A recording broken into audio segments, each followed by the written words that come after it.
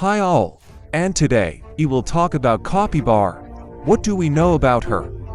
Well, the name is interesting, that's for sure. Some people had Kapitoshka as a child, but here is a whole capybara. Someone heard that it was a rodent, but at first glance you couldn't tell. A mouse is not a mouse, a hamster is not a hamster, and a rat is gone. More like a huge hairy pig. And even then it's a stretch. And where such an unknown person lives, I would like to know. You won't find one like this in the neighboring pond. And what it eats is also interesting. You never know what you'll find, and you'll be left without shoes. About all this and much more. But mostly, we will talk about capybara today. Go. And we'll start with the name. Why is the name capybara such an interesting name? It turns out that if you knew the old forgotten Brazilian language Tupi, then they would immediately translate that this is the one who eats grass. And from the scientific hydrohurus, translated as water pig, or pig water, whichever is more convenient for you. Wait, and there is something in it from our pet guinea pigs. That's right, they are their close relatives. There are also distant relatives of agouti, but only capybara is much larger. And what can I say? The capybara is currently the largest rodent in the world and can reach a weight of up to 60 kilograms. But more than 3 million years ago, the largest rodent that ever lived weighed on average about a ton. This is Joseph Artigas of Amnesia. Ancient rodents lived in estuaries or deltas covered with forests on the territory of modern Uruguay. Large front teeth were found in the fossils, which, according to scientists, were used as a tool, similar to how elephants use in their tusk. These scribes were useful for defending against predators and digging for food. As their molars were small, it is believed that they ate soft vegetation, and although their teeth were not suitable for chewing hard food, their bite was powerful, 3 times stronger than that of a tiger. And it was a relative of capybara and pasta, but it's too early to talk about pacarin, and in general she has a separate family. Therefore, we continue about the capybara. In fact, there are not so many relatives in the capybara family. These are guinea pigs, wild pigs, mountain pigs, Onojimoka, Kui, and to genera of Mar. And there are only 2 species in the genus. I'm wallowing in the mud. For a reason, of course. But so that insects do not bother. After that, they rest until midnight, and then continue to graze until dawn. Will you get bored? What should I do? Right. You can dive, well, or run on land. Someone will say, this is Groundhog Day. But no, this is Capybara Day. Also, our pig has a rudimentary tail. And, unlike the same kangaroos, the capybara tail is unnecessary. There is. The main thing is to have something to eat. And this account the capybara has 20 teeth, and teeth without roots. And they are constantly growing. They're rodents, and the teeth need to be constantly ground. And they are needed exclusively for eating vegetation. Moreover, the capybara is interesting to her. At a certain time, it eats a certain type of grass. Moreover, she has few types of herbs. The gourmet is still the same, and while chewing, she moves her jaw not like most ruminant goats to the side, but from the bottom up. And what the capybara is unlucky with is its digestive system. Not only is the body unable to synthesize vitamin C and animals are prone to gum disease, but they are also autocaprophages.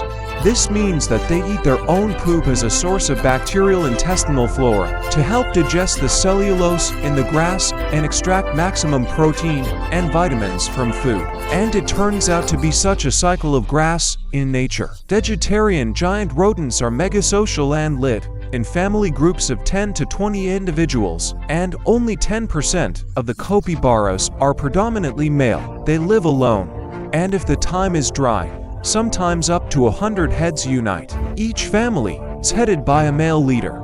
Then there are several adult females, cubs, and subordinate males. It is the subordinates. And if something is wrong and the dominant capybara feels that his heir's priest is starting to aim for his throne, then he expels the insolent man from the family so that he does not compete with him for the throne. And it goes to 10% single capybara. and he has to look for his own capybara princess. And if he found her and everything worked out, then you can reproduce. And they like to do it in the water, and they do it all year round. Pregnancy lasts about 150 days. The capybara brings from 2 to 8 capybaras, which are born with wool, open eyes, and already erupted teeth. Capibarans weigh about 1.5 kilograms. By the way, all the females in the group take care of newborns, no matter whose children they are, and any mother can safely feed someone else's capybara within the pack. Capybaras become sexually mature at the age of 15 to 18 months, reaching a mass of 30 to 40 kilograms. And with all this, they live within 10 years, and among rodents, it's a pretty long life, although life ends much earlier because of jaguars, cougars, celots, eagles and caimans. And the anaconda, no, and the capybara will have lunch. And this is another food chain, which in South America also had a hand in man. More like a South American mouth, capybara meat is not a delicacy for South Americans, but something familiar. In South America, capybaras are bred for meat and skins, although the meat is considered unsuitable for human consumption in some areas, especially in cities, while in other regions it is considered an important source of protein. In some parts of South America, especially Venezuela, capybara meat is popular during Lent and Holy Week, because the Catholic Church had previously issued a special permit for the use of vodka. At this time, swimming a lot means fish, and if not fish, then definitely not meat. And the mouse is not a mouse, but its sheepskin coat came out of its skin.